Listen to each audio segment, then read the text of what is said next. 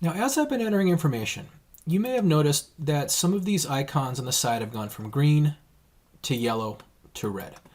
That is our visual clue that some form of data validation isn't happening when this person is doing data input. If you recall, if we go back to our instructions tab, you'll see that they were talking about increases of greater than 20% over last year are not acceptable. So in most organizations, you give some form of guidance. Now, TrueSky supports the concept of top-down budgeting, bottom-up budgeting, or a modified top-down, bottom-up kind of process. It's that third one where really what I'm talking about here, where upper management gives some form of guidance. You need to make these cuts, you need to make these kind of increases. And then they roll out the budget to their individual people. And they don't care how they get there as long as they hit those big targets. The problem is a lot of those targets go out in an email and people are overwhelmed with email and they see the email, but they miss it, they ignore it, they forget about it, right? Well, if you have those kind of rules, you can actually build that process into TrueSky. Now, these rules can be as broad or as narrow as you would like them to be. And as long as you can logically define them, you can build them into your process.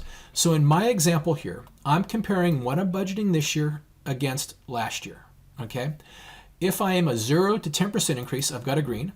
If I'm a 10 to 20% increase, I'm showing yellow. If I'm over 20, I'm showing red.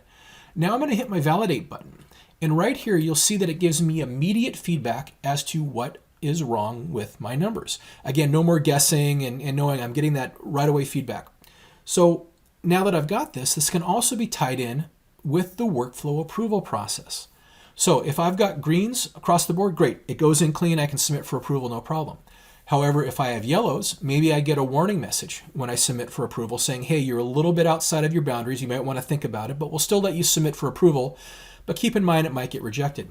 Or if you really want to get control of the process, you can actually set the system up such that, hey, if you've got reds on the board, you can't even submit for approval because you're so far out of bounds that your numbers are going to get rejected anyhow, and you're just wasting everybody's time.